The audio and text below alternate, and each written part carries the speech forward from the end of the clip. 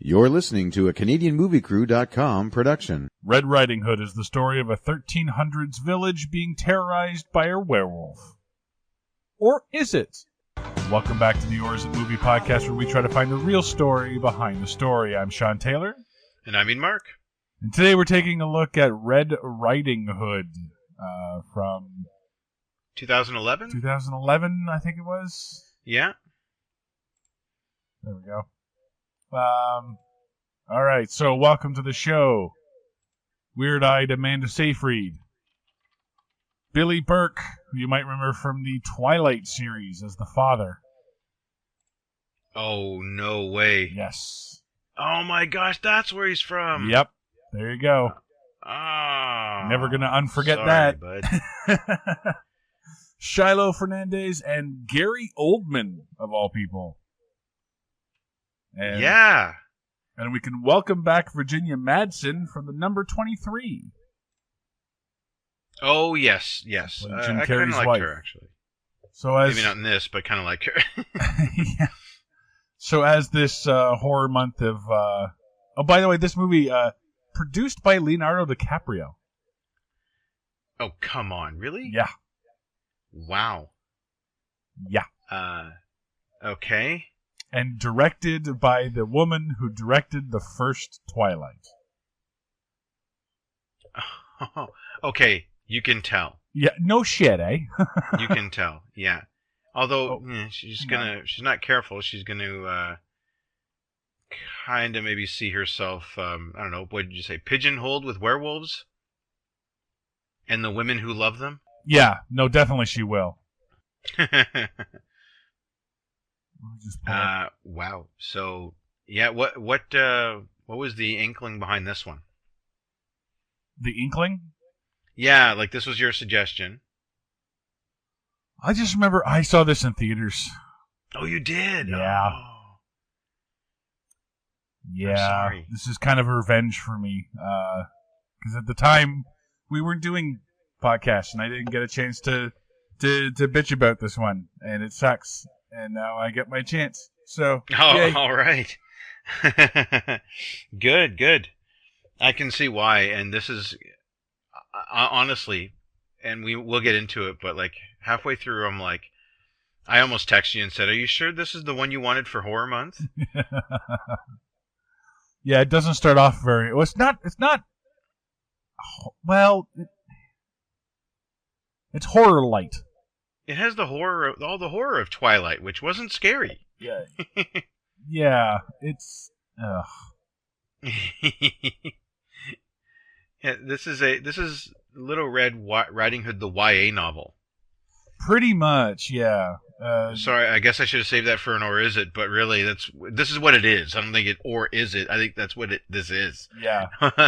I'd never seen this one before, so this Yeah. is my first go round, and yeah. Combined with the bad acting from a YA novel movie.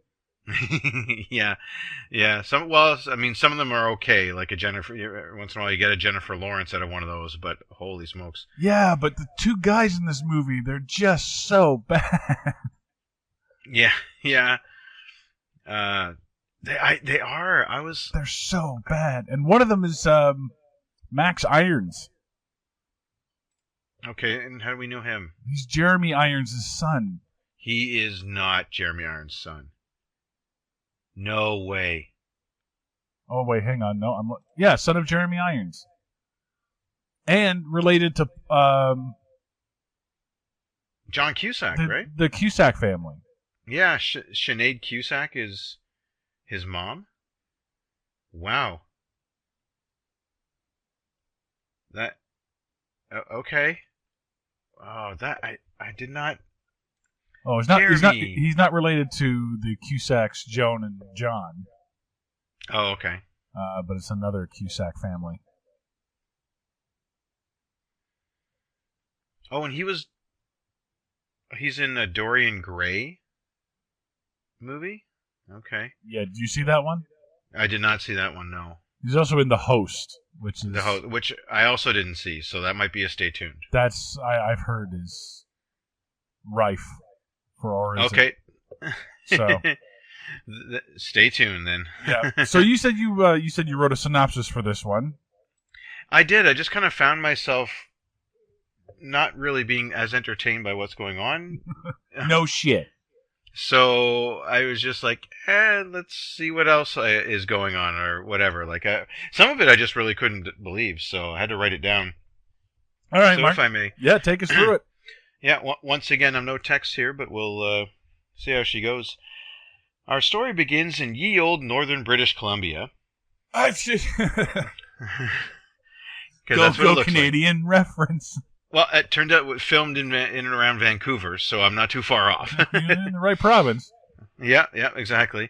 Our protagonist, what's her name, because we don't really know at the beginning, and her soon-to-be maybe boyfriend like to do fun things like splash around in water and trap and kill the cutest little bunny rabbit I've ever seen. We find out that the village that they live in puts out a sacrifice to a wolf every so often. 10 years later, we catch up with a young couple. He's a strapping lumberjack, and she's a girl. A girl betrothed to be married to some other dude. So, in a village of about 50 people, there's a class system. Well, and to be honest, here I'll stop it real quick for commentary. The beginning, like they pull back and they make it seem like such a larger village later, but it's really not that populated. No, it's not. And there's a class system. It's like, oh, here we have the friggin' the blacksmith guild. Well, who's in that? Jim. Yeah. Like there's one blacksmith in the whole town. He's somehow better than this lumberjack kid. Okay. So we find out that our main character's name is Amanda, right? No, Valerie. Valerie, yeah. Yeah. So why did I put Amanda? That's her real name. Oh, right. That's Amanda Seyfried. That's right. Sorry, we don't know it yet. So Amanda's sister gets killed by the wolf in broad daylight, apparently. And at the funeral, we found out that it's okay not to love the person that you're going to marry, and that through sheer force of will, it'll be so sweet. The ladies chit-chat over a dead body about how romantic it would be if they didn't have to have prearranged marriages, and the lads in the pub decide that they're going to be all manly or at least drunk enough to go after the wolf. Except for Henry, the fiancé. He's kind of so-so about going on a dangerous mission, especially since he just found out that he gets to marry the hottest young girl in northern BC. So now we find out that her name is Valerie. Okay, so I can call her Valerie from here on in. Okay. She follows the hunting party of 8 dudes to her grandmother's house, who, by the way, couldn't be bothered to go to her granddaughter's funeral. That's true. Did you notice that? Yeah. Okay. Granny gives Valerie the titular red hood, which was supposed to be a wedding gift, but oh well, a funeral is just as good a reason to give a gift. Yep. Meanwhile, the lads go into a cave with the best damn torches I've ever seen, and come into a fork in the cave. This being a horror movie, of course, means that they obviously will split up. So Henry's dad gets killed, but the lads kill a wolf and think themselves victorious. The movie isn't that far in, so we know that they've got it all wrong. With all the deaths surrounding her, she seems a bit more concerned about her love life, or lack thereof, so we find out that Valerie's mom was in love with Henry's dad back in the day, so much so that she had an affair with him, and Valerie's sister was the love child of said affair. How this ties into catching a wolf terrorizing their village for generations, we just don't know yet. Gary Oldman, playing Father Solomon, arrives to set the lads straight about werewolf lore and how he's an expert in it, having lost his wife to werewolfism. The good father decides that the way to fix this is some good old-fashioned paranoia, starting with the wolf most likely lives among you ploy. One old guy insists that despite the astronomy lesson, that it's all bullshit and it's time for a party, with some debauchery, including pig, sheep, and werewolf cosplay. You know, YA fun. Yeah. Yep. And totally appropriate after a werewolf kills a kid. Oh, yeah, absolutely. Again, no sense of propriety in this village. No. So Henry catches Peter and Valerie in coitus interruptus, but no worries, the wolf is about to attack. The wolf takes out a few villagers and a couple of Father Solomon stormtroopers. Speaking of the helmet back there. It leaves, then circles back to have a chit-chat with Valerie.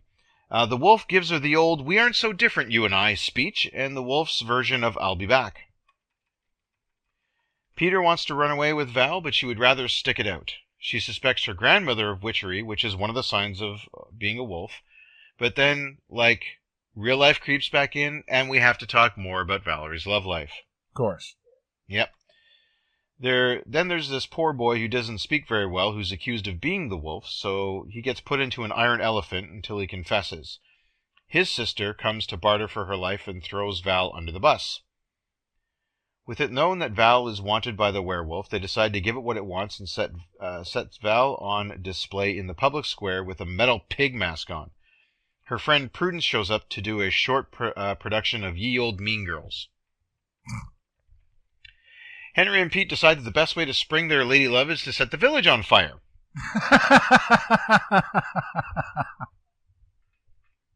Is it effective? Okay, it works. Sort of, yeah. Sort of, yeah. The wolf appears, chats with Valerie again, and the mean girls decide that they're going to be nice and rally around Val so that the wolf doesn't take her off holy ground. Valerie has a bad dream and takes off to Grandmother's house, thinking that she's going to help Grandma, but was too late. Grandma was wise and figured it all out before Val and got killed for it. Turns out it was her father all along. So after Dad monologues about how it was him all along, Peter comes to save the day only to get bitten, and together he and Val kill the werewolf. Great way to make a first impression to your father-in-law. Yeah, really. Mm-hmm. Now that Pete is going to become one himself, this makes him all the more attractive, apparently, and they fuck immediately in the snow. Again. Just killed your dad. Yeah. Time to fuck. Yeah. After which, they cut open Dad's body and stuffs rocks into him to sink him at the bottom of the lake to hide the evidence that A, he was the werewolf, and B, I guess that they killed him.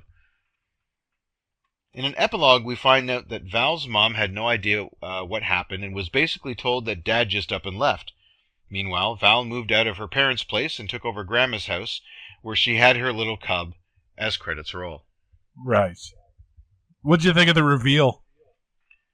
Of Dad? Yeah. Well, I will say I give this movie a little bit of credit for trying to at least give us the old everyone's a suspect. It tries very hard, yeah. It tries very hard, yeah, so I'll give him credit for at least trying that, not making painfully obvious. But I thought it was going to be Pete. I'm like, okay, this will be Romeo and Juliet, Hatfields and the McCoys, we can never be together kind of star-crossed lovers. And it kind of is by the end, but... Yeah. So we find out, so they make her father the killer, which... Yeah. And then he has to say, well, I killed your sister by accident. In a blind rage because, he finds out that she was a love child. Yeah. Which, that one doesn't make sense. I figured if the mother ended up dead... Because that's who you would take your rage out on. I would assume so. Yeah. I'm not a parent, but from what I understand from parents, they love their children unconditionally, right? Right. Even if they find out afterwards that they're not their kids, I mean, there's an attachment that forms over time, having raised the kid. Yeah. I don't have kids either, but that's my understanding. I'm still in touch with my stepmom, Yeah, exactly. That kind of stuff, right? So, and at the same time, the kid, it's not their fault. No. It's the mom. It's the mom who stepped out. Yeah. So, he kills Henry's dad, which, okay, I get it, right? That's the guy that's the other man. But doesn't go after the mom? Or kind of does? Does he? Well, he scratches her in the face. He's like, eh. Yeah. That's it. Yeah, this one's so... Yeah, it's so bizarre. It's such a YA thing. There's first... It's a middle-class white girl who falls in love with two boys. Kind of. And has to... One of them is... supernatural, and then it just... It's like they were writing the story, but they didn't plan it out.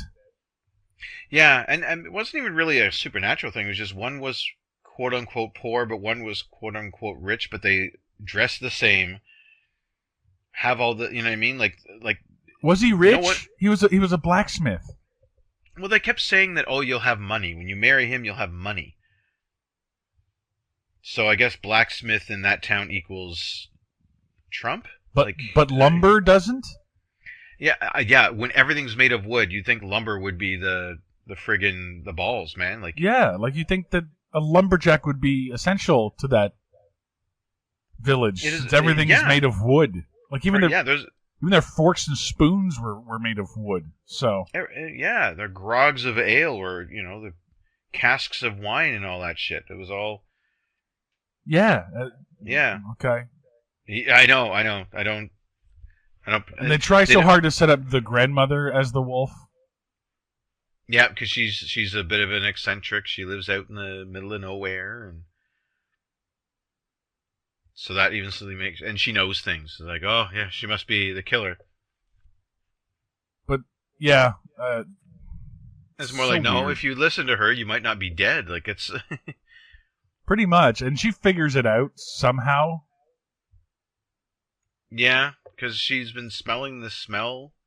But she doesn't know about the smells. That's kind of the weird thing, like the odd musky smell. Yeah, okay. So the werewolf has a musky smell, and Valerie never notices the smell, or the mother never notices the smell because she grew up with it all of her life because her father was a werewolf.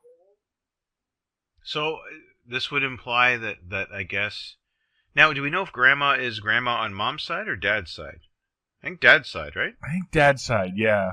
Okay, so she grew up, so her husband would have had the same musky smell as her son, so it's just a family musk. Right. Which then instantly, as soon as Gary Oldman shows up, it's like, no, that's a werewolf smell. Oh. Yeah, that's what I'm thinking. Well, like, no one else in the town realized that he smells completely differently to everyone else? And I guess they just like, oh, that's Bill, or whatever the hell his name is. I don't even know what's Dad's name in this one. Oh, Césaire? Césaire? I don't know. Really? You have Henry and Pete, Roxanne, Valerie, and Césaire, Yeah, he was kind of the Gaston of the movie, so. I guess, and his wife Suzette. Yeah. That's how I can tell it's Canadian. Yeah, exactly. Suzette. I have a note here where they the two plan to run away at the beginning of the movie. Yeah. And they're stopped by the Undertaker. They hear a large bong in the background. That would have been a much more interesting movie. Leave and you'll rest in peace. Yeah. Well, and that's the thing, eh? Like, it's supposed to be these star-crossed lovers, and immediately he wants to run away, and she immediately is like, I don't know if I like you that much. Like... Well, no, she goes to do it initially. Does she? Yeah. I didn't get that sense that she was like, yeah, we're out of here. Is that it? Right at the beginning. Right at the beginning she is. Oh, and when she's about to, is that basically because she sticks around because the sister got killed? Yeah, she sticks around because her sister died. Oh, it's like, well, that's kind of a bad time for me. Yeah. Well, it's kind of a grace period I have to stick to, Yeah. There's this prearranged wedding I've got coming up. Like it's But like everybody in this movie wants her to leave. The wolf wants her to leave. The guy wants her to leave. I don't think anybody else cares except the other guy. The mom, maybe. The mom, but even the other guy gives it up. He's like, you don't love me, fuck off. Yeah, pretty much. Give me that bracelet back because I'll give that to the other girl in town that I can marry, Yeah. Yeah. That's the thing, not a lot of choice in there. I don't know if there was really much of a plan B, Well, I would assume the brunette, the one that got bitchy. Oh, Prudence? Yeah. Yeah, but for all we know, she's betrothed to some other dude, so. Well, that's true. I couldn't tell during their sexy dance time if she was already taken or spoken for.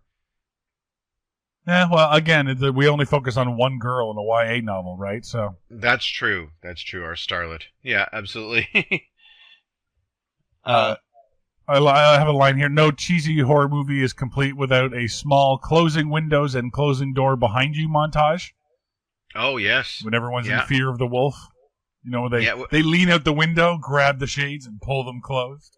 Absolutely, yeah. Well, you have to do that if it's ye old windows, right? So yeah. I mean, if it was like set in modern day, they would just be on their phones arming their smart home monitoring systems. And Yeah. You I've never understood that because they also have the guy that runs up to his door, stops, looks behind him, then opens the door and walks through. Why look behind you? Yeah, like if the wolf is right behind you, you're dead, man. Doesn't like you Get might have been able to inside. save yourself. Yeah. Yeah. Might have been able to save yourself. You hadn't taken that extra 2 seconds to look behind you. Just get the fuck in. Yeah. Yeah. Oh yeah. It's amazing how much of this takes place like during the day too for a horror movie. Yeah.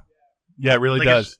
It's pretty bad when Van Helsing was darker than this. And this was supposed to be a horror movie. Well, yeah, it does have some of it happen at night, but it's always gray. Yeah. You know what I mean? Like, this is the cursed town. Yeah. Yeah, it's... for anyone in the States, it's Seattle. Yeah, there you go. Yeah. There's also the... they go into the cave, and then there's the convenient torch blowing out. Like, when I said the most amazing torches I've ever seen, it was so... They turned that wind fan up so friggin' much when they're going...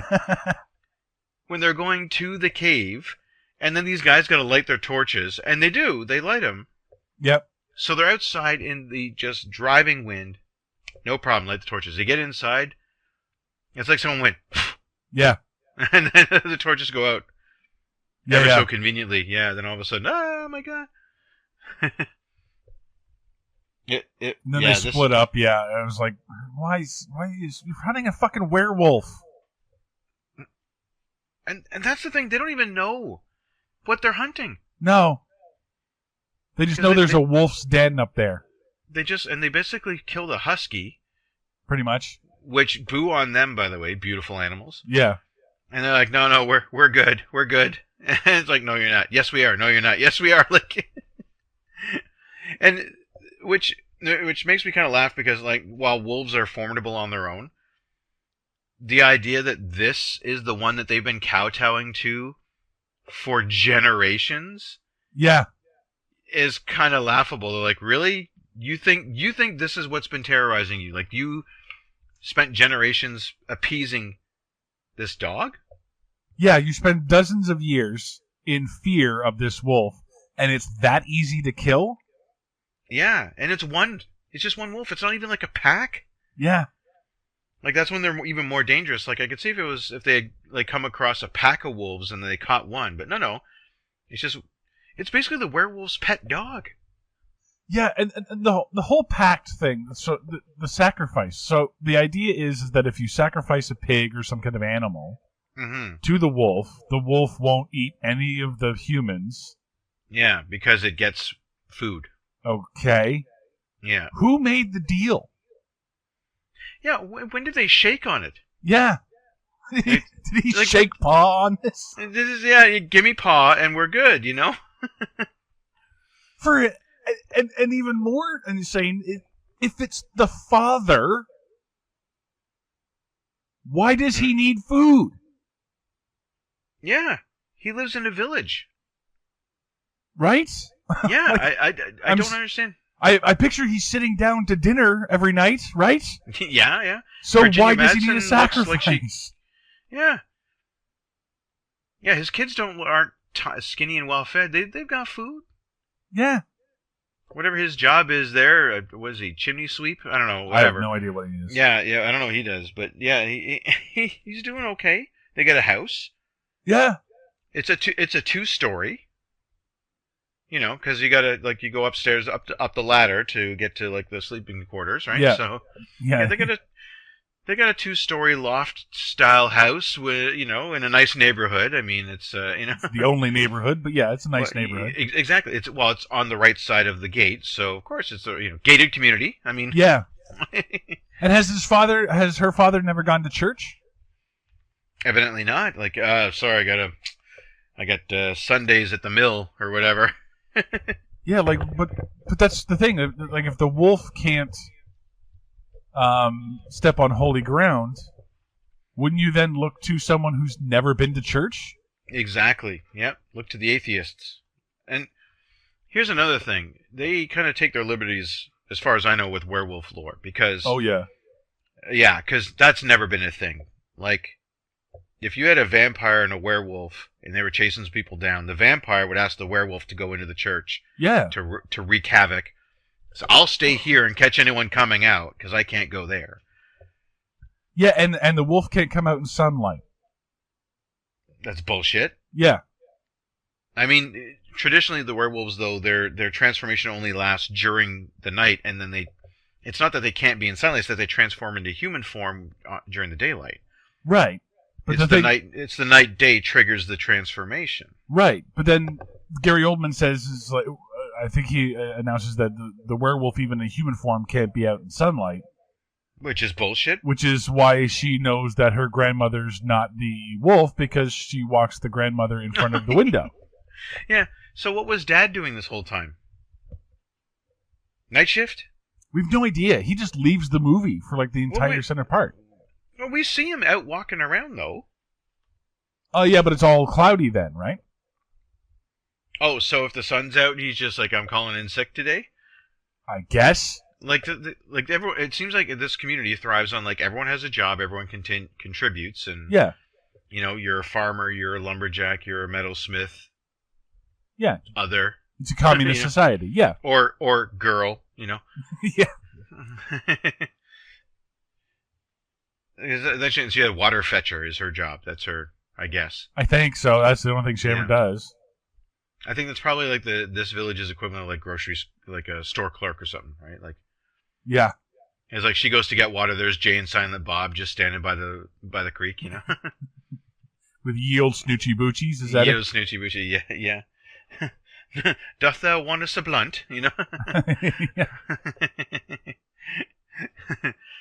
yeah. So, like, while we don't see the dad out in the daylight, I mean, it's not like this village is presented as always cloudy. Well, there's hardly ever any sunlight. I think the only sunlight was in that scene with the mother. Or the grandmother, I should say. Right. Okay, I see what you're saying, in which we conveniently don't see what Dad's up to. Right. Because that's part of the 96% of the movie that he's not in. Yeah, so we take your villain and then make him leave. Yeah. That's like Loki showing up at that beginning scene and then the end scene when Thor takes him back home. Like, that's... Pretty much, yeah. Oh, it was Loki all along. Oh, was it? Are you sure? 'Cause... Oh, okay. Yoink. Yoink? Yeah.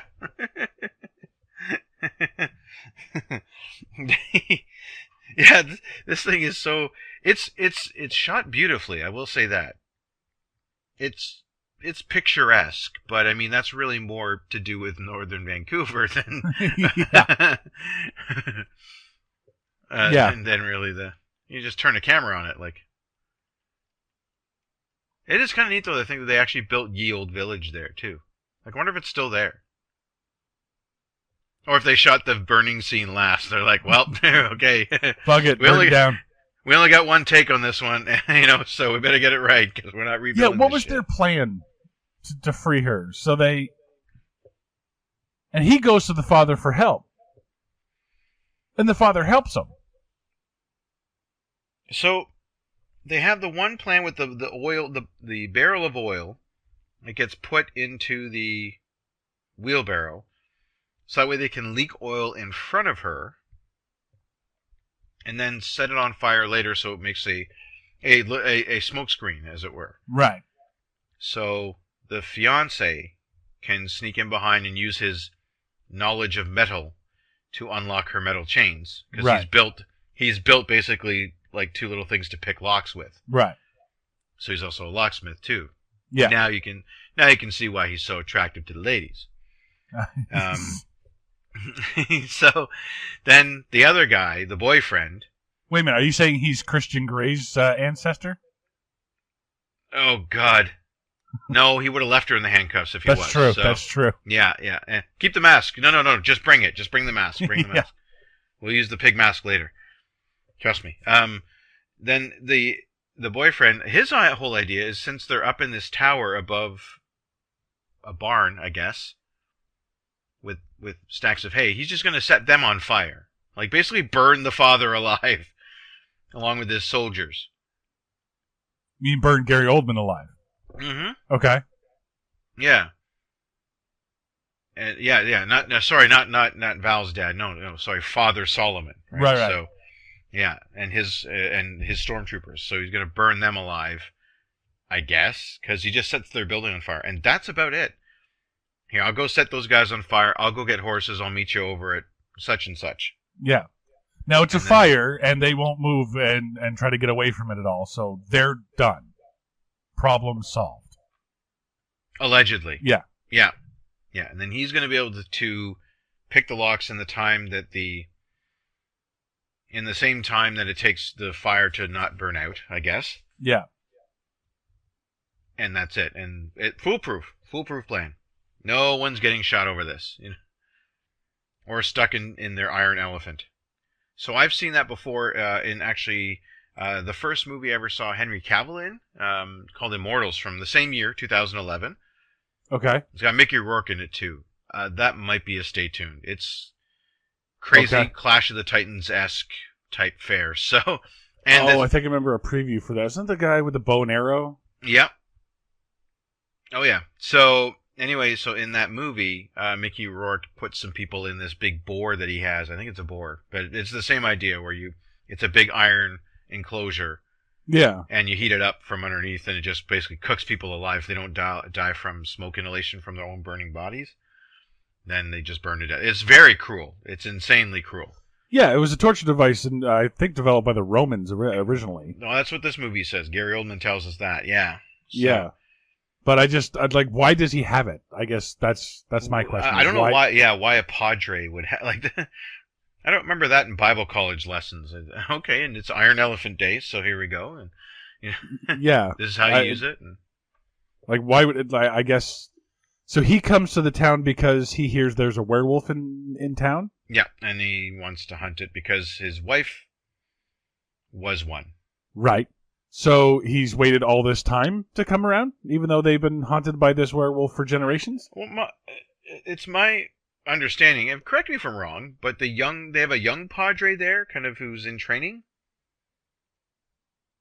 He's the one who kind of is the sycophant when Gary Oldman gets there. Do you know the kid I mean? I know, it's hard to tell him apart from the other blank-faced kids, but... Was he the one with the mustache? No.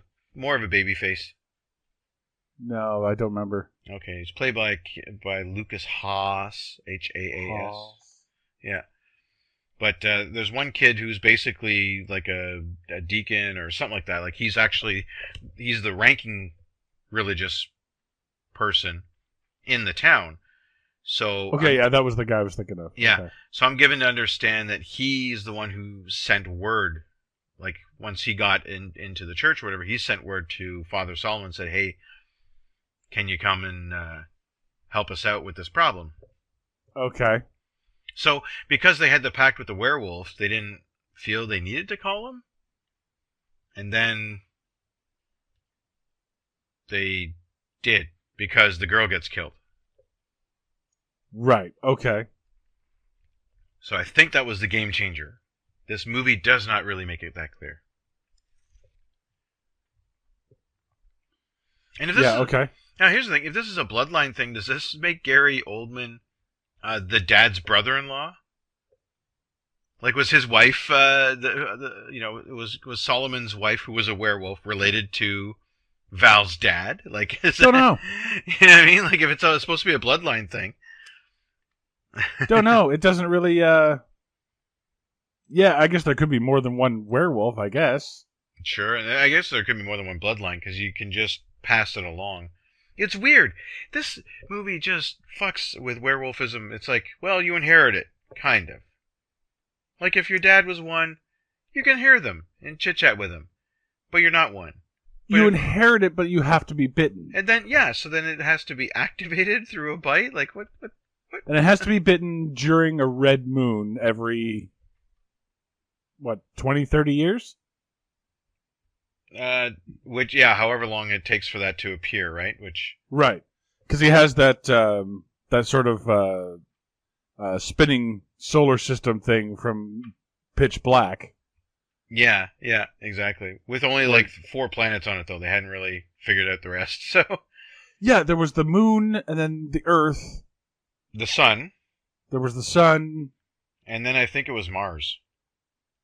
They referred to the red planet, right? Okay. So I think that's what was making it red. Even though it never really was red. Like when the time came. Yeah, yeah. It was just dark. Yeah, but they put that red rock in their little astronomy project. Yeah. I keep wanting to say astrology, but that's not right. But this might as well be, you know. Yeah, very well could be. Yeah, exactly. Yeah. yeah.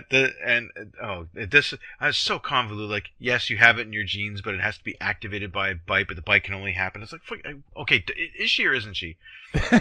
Yeah. I'm sorry. If Teen Wolf got this complicated, it would have been as famous as it was. You know what I mean? Like, it wouldn't have been a Teen Wolf 2. Yeah. So a regular werewolf is just what? You get bitten by a werewolf, you become a werewolf. Yeah, assuming you're not killed by the werewolf. That's the thing. Right. It's like the werewolf has to make a choice. If it kills you, then no. If it doesn't, then yes. Kind of like a vampire.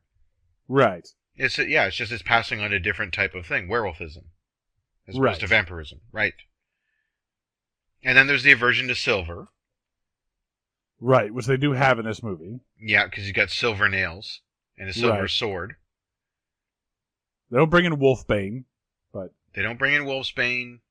Obviously no guns, so no silver bullets, but... Yeah. Okay, you have a character who's a fucking blacksmith. Why isn't he making shit made out of silver? Yeah. Like, I get it, like Gary Oldman brings some in, but it's like, fuck off. Even if that's new information that silver can hurt a werewolf, why isn't that kid Henry put to work? Said, dude, like, build us some shit. Like, you could have had you could have Red Riding Hood with some, like, even little knives or something like that. Like, something. Just get one of those crossbows. A crossbow? Yeah, absolutely. Silver tip crossbow. Swords. Like, Gary Oldman has one, but yeah, why doesn't Peter have like a silver edged axe? Yeah, let's talk about the axe. At the beginning of the movie there, he's chopping up wood. Mm-hmm. And he's chopping down the tree, and he's putting a whole lot of exertion into this, because his axe is obviously very heavy, because it's got to cut down this large tree. Mm-hmm. And then Valerie picks it up like it's paper. Yeah. She just steals the axe. Yeah, and all we know of her skill set is that she's a girl. Yeah. And that's nothing against girls. I'm just saying it's not like she's also a lumberjack and has wielded these things every day like he has. Mm-hmm. If she had, she'd be, then it would be fine to pick it up like it's paper. If she was doing stuff, I guess. Like, at least Katniss could hunt. You know what I mean? Oh yeah, they do a better job of setting her up with a skill set. Yeah. Right. She's a practiced, bow hunter. So okay, great. She's got this shit. Valerie, she's okay. Let's put it this way: her big action scene is at the end when she kills her dad. So she's literally good at using nails against somebody. That's right. Yeah. So really, like, they kind of make it even. If you look at it that way, it's kind of a girly thing to do. Like, oh, she just scratched him with nails. It wasn't hers. She just picked up Gary Oldman's nails and yeah. After he takes an axe to the back. Now he picks up Gary Oldman's. Was it Gary Oldman's hand? Mm-hmm. Yeah. And why was the hand left in the snow? That's what I would like to know. That makes you, me, and all the other 8 people who saw this movie want to know. Like, who picks up Gary Oldman? Yeah. The dead body of Gary Oldman, and leaves behind his hand. Yeah, don't they want that for the funeral or something? Well, you'd think. It's funny that he was wearing armor, too, on his wrist, and that the wolf got right through it and just bit his hand off. That was a piss-poor effect, by the way. Oh, yeah, it was. He was chomping, and, my real hand is flying across.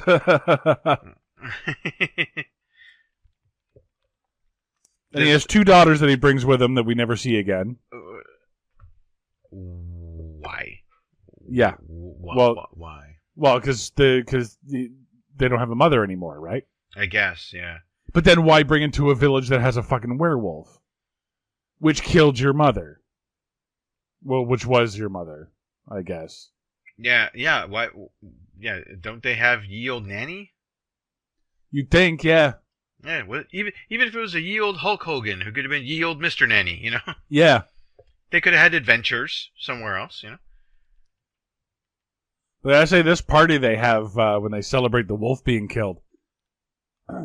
What a hot party. Walking on hot coals and choreographed not sexy dancing. Yeah, There's really. a good time. A good time. And you can bet the drinks were shit, too, because they didn't have all the fun stuff we get to Yeah. use to make drinks with, so... Shitty booze, shitty party games, and shitty dancing. Yeah. And the dad still gets fucking liquored all to hell and throws up, passes out in the snow. Yeah, so he gets liquored up, passes out, but then becomes the wolf? Yeah, because Valerie picks him up off his drunk ass, sends him off screen, and then roar. Yeah. Like, what do you do? Do you walk into a phone booth and change? What the fuck's going on here? Like, sorry, go dated Superman reference, but Yeah, no, when it's revealed to be the father, I sat in the theater and went, what? That doesn't make any sense. Because then why... The wolf comes up and he can speak to her. Mm-hmm. Why? Because they're related. Because it's his daughter. That's the only reason that they give. He tried to talk to the older daughter, but when she didn't respond, that's how he knew that it wasn't really his kid. Oh, right. Okay. That Virginia Madsen had stepped out on him. Right. So in his anger, he killed her. But then, right. So then he moves on to the next daughter. Let's form a werewolf dynasty. We'll run away to go where? The city. City, the right. Right. Yeah. And that's the thing. They give some brief backstory and they show city, the, and it's supposed to be his origin. I'm like, wait a second. Did he get bitten there? Like they show some weird dark alley and the wolf and a guy. Who the fuck's the guy? Is it him? Is that where he got bit? No, I think he said that he was living in the city, but he kept killing too much. So he moved to the country. And I guess just kept killing? Moving to the country, gonna kill a lot of pigs. Yeah, I don't know. What? I don't know. Settle down and be... But then he says he wants to take the daughter back to the city. Yeah. And start a new life. Why? Yeah, I don't know. Like, they could rule that village in just the, fear alone. But that goes back to why set up a thing with the wolf and why does he need to kill? That's the thing, that this movie doesn't know what it wants to be. It wants to be a romance about... It's the friggin' movie version of Two Princes, the song. And then it wants to be a horror movie, but can't make the werewolf too scary because that's scary. Yeah. So there's a whole thing the wolf has brown eyes. Yeah. Okay. Well, the lighting in this is so dark. Everyone's got brown eyes. Yeah, thank you. Everyone in the town has brown eyes, and that was done by choice. Yeah. She's the only one with not brown eyes. Okay. Yeah, so everyone is a suspect, I guess. I guess, yeah. This isn't exactly a Sherlock Holmes story. No. No. I read somewhere that they wanted this to be like the YA version of the Red Riding Hood tales, so they even have shoehorn in a scene where she has a dream sequence of her, oh, Grandma, what big eyes you have, and what big ears you have, and what big teeth you have. Yeah, what was that? She has a dream about her grandmother being the wolf. Mm-hmm. So she suspects that her grandmother in real life is in trouble. She doesn't suspect the fact that her grandmother is the wolf. Yeah, which the audience is supposed to believe. Yeah, or is that before she brings the grandmother into the light? No, it's after. Yeah, because that sends her off to the final battle. Yeah, because the first time is with the Yeah, the first time she follows the hunting party, kind of, because she just, grandma's house. Oh, fuck it, I'm going to stay here. Grab a snack, Yeah. It's just, like, why were you following the hunting party if you weren't going to follow the hunting party all the way to the cave or whatever? Right. Which is weird. Oh, and another power that this damn werewolf has, voice modulation? Thank you. Yeah, voice stealing? Yeah. Pitch perfect imitation? And why? I guess is my question. I guess it's hiding in plain sight. I don't even know. It's no, stupid. But like the father is in the grandmother's room, and as the grandmother's voice is calling out, "Oh, have some soup or whatever, and sit down and take a rest," and blah blah, and then he just reveals himself. So why? Yeah, I don't know. Did you think that Grandma was in the soup? It looked pretty chunky. It looked like escargot, if anything, or caviar. It looked like really ground beef. Just saying. Okay. And we don't see Grandma's body anywhere. No, that's true. That's true. So essentially, and because she tried some, ergo, accidental cannibal. Well, he's having grandmother over for dinner, I guess. Yeah, what are you doing? Oh, just having Grandma for dinner. Yeah. Oh boy, this was insane. Like you mentioned how this movie was shot beautifully or whatever. It's like the aesthetic of the movie kind of reminded me, like, if we shortened this whole movie down to 3.5 minutes. Yeah. It would have been every rock emo group music video from the early 2000s. Oh. You know what I mean? Yeah. And I think some of the establishing shots were kind of like, well, they did this in an M. Night Shyamalan movie once, so we can do it too. Pretty much, like yeah. I or Twilight movie. I thought I popped in The Village for a second there. Yeah, he made a great point about the cape. It's like, I was going to save this for your wedding, but funeral works. Yeah, funeral, fuck it. Which, again, Grandma does not attend. Yes. Why the Which fuck? sets her up as the, like, Yeah. It makes more sense for anyone else to be the wolf in the end. Yeah. Based on what they've set up. Yeah. But no, it's the father. And to be honest, like, yeah, and wouldn't it be, like, kind of neat if it was, and since, I mean, this is about a girl, right? Wouldn't it be kind of neat if it was this thing where it was the grandmother, but then it skips a generation? So, right? That's what, so grandma and then grandma's granddaughter has to be female, inherits the, right? And then it could have been the older sister, but the older sister wasn't really her granddaughter by blood. Well, no, it wouldn't have been. Well, are you talking about if the father wasn't the wolf? If it was grandma instead of the dad. Right. This idea of, like, it skips a generation and you have it, but passed from female to female, skipping it, so it doesn't go through her son, but the son doesn't get it, but grandma's granddaughter gets it. Right? So then you have this idea of women passing it on to women. Right. Through, whatever lineage. But then that doesn't make sense that she's being hunted by the wolf. No. I mean, you have to, but really you don't have to do a whole lot more to this movie to change that ending. Because if the grandma wants her to run away. Right. It's all, you know what I mean? Like, just sub in the dad's backstory for grandmas, and all of a sudden you've got, there you go. Like, that's. But then you keep it as a female-centric curse. Right. Which would, which would weigh heavier on Val, because it should have been her older sister, but her older sister was a love child.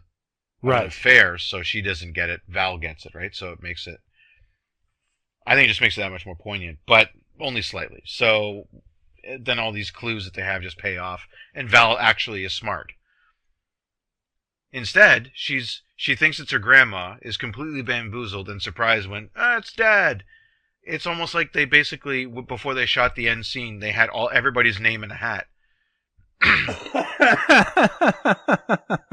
at the end, that's true. Yeah, and then it's like, all right, Dad, you're up. They just, it could have been Prudence, could have been Pete, could have been Grandma, could have been Virginia. Well, maybe not Virginia Madsen because she gets attacked. So they put all the actors' names who are good at improv and said, okay, whoever name we pull, you got to make up a reason. Go. Yeah. Yeah. Give us your backstory and your motivation. Yeah, pretty much. Because everyone wants to take her away anyway, so why not, right?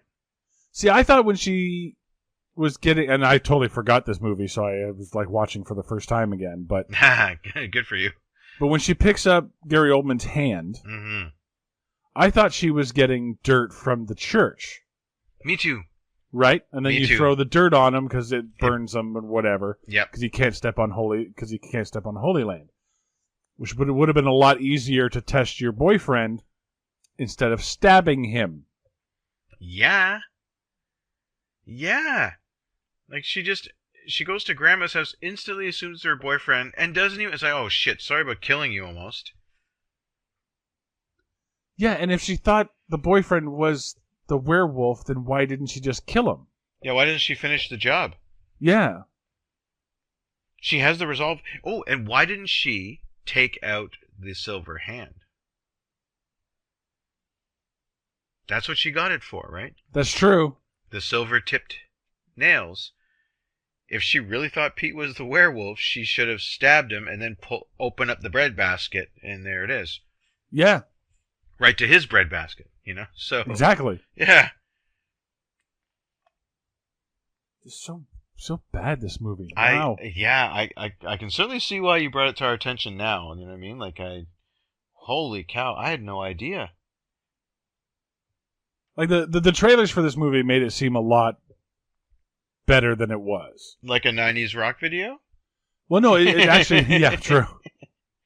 But it actually seemed like this. It was about the town being terrorized by a werewolf, and she has to find out who it is. Yeah. Little did we know going in, it was going to be this plot, this love triangle, and I don't know I don't know who I love anymore. Blah blah blah blah.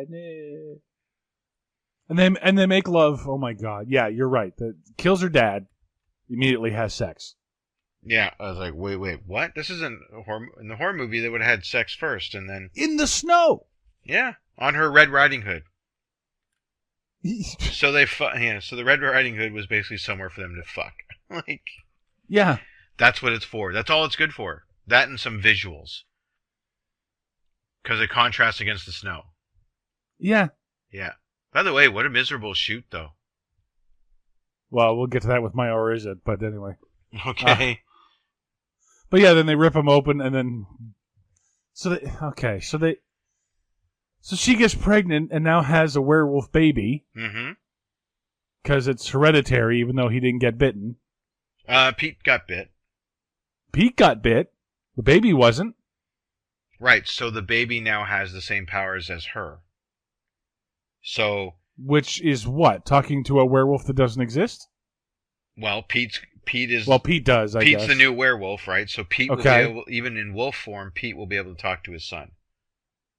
Okay. That's what it's implying. And then if they... Because everybody knows now, because her and Pete know exactly what's up, then if they want to, they can basically wait for a full blood moon, and Pete can turn the both of them, and they can be a werewolf family. Is that what they set up at the end? That's what they could have set up. Okay. Based on everything they tell us, this now could be a family of werewolves. Right, but she goes off to live on her own. She lives in grandmother's house alone. With the kid. With the kid. Yeah. Why? Because she fucked a werewolf. I guess, yeah, people in the village would be like, hey, where'd that baby come from? Mm-hmm. Yeah. I don't even know what kind of sequel this movie was trying to set up. Oh my god. Yeah, because so basically they're all the werewolves now. So you need someone else. So what, is Henry gonna step in and start hunting them? Because he went off and joined the army. He did, didn't he? They said Henry found his courage. So then basically you have Henry and his goons v them. Like the hero becomes the villain because the villain's the werewolf. Everyone's a fucking werewolf by the end. All of our heroes both our heroes. Then fucking create another werewolf. So your heroes are the bad guys now. But are they? Do they have to follow the same paw shake that the other ones did? Well, he does. Pete does. He can't help it now because he got bit during a blood moon. So he's fucked. Does he? He's the only one with... Is he? Well, yeah, he's the only one with no choice now. He's going to be the new town werewolf, unless he takes off. Right. So, Which he doesn't, because he comes back at the end to see the kid. Yeah, so he's going to be... But that's the thing. He's going to, terrorize that town now, where the dad's gone, assumed killed by the werewolf, and then Pete's the new werewolf. Yeah, so they didn't solve anything. If anything, the bad guy wins. He gets to do what he wanted to do anyway. The bad guy, the wolf, wanted to pass down the werewolfism, and so he did.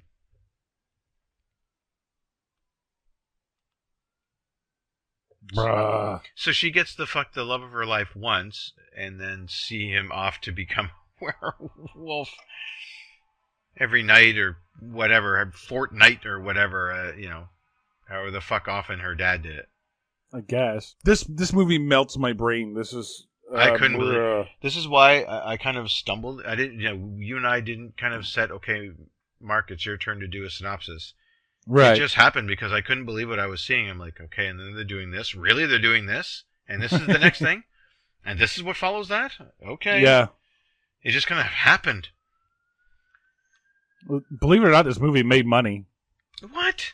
Yeah. Oh, come on. 37 million worldwide, grossed to close to 90, so... What was their budget? Budget was 42. 42 and it made 90.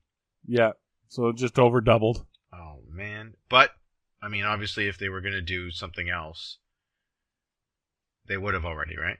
Yeah, pretty much. So, I think we can safely put that one to bed. Yeah. A couple of almost cast for this movie. In the role of Valerie was Christina Ricci. Sure, why not? Yeah. Yep. But she was deemed to be too old for the role, so... Oh, right. Okay, then they would have to age up all of her other Mean Girl friends? I guess, yeah. Sure. And in the role of Peter, Taylor Lautner. Yeah, good call on the manager not to have him play a werewolf twice. Yeah. Or in two different franchises. Yeah. Unless he's playing his great-great-great-great-grandfather or something like that. Yeah. It's all connected, Yeah. As always on this show, we try to find the real story behind the story, Mark. Well, this one's kind of a low pitch here, but, we lob this one into, or is it Ye Old Twilight with just enough change as to not get sued? Yeah, pretty much, yeah. Okay, or is it the story of a woman who friend zones a guy who likes her and then brings ruin to her village? Oh, wait, sorry, was that too personal? Mm-hmm. Sorry, my bad. Yeah, really, like, she really just fucks over everyone, doesn't she, at the end? Yeah. Just, okay. The town cock tease, I have it as, or is it the most boring daddy-daughter day ever? Or is it the warmest winter in the 1300s on record? That's true. Because everyone's walking around no coat. They're having sex in the snow, even though it doesn't seem to be affecting their biology at all. Yeah, like they're not shivering while they're fucking. Yeah, like she's totally naked, and yet her nipples aren't distended, because it should be, because they're cold. Yeah. She would have cut glass at that point. Pretty much. Yeah, so that's going to about do it for Red Riding Hood. I'm Sean Taylor. And I mean Mark. Join us next time. We'll take a look at yet another Star Wars spin-off story, following the story of a space pirate with a devil-may-care attitude in YOLA.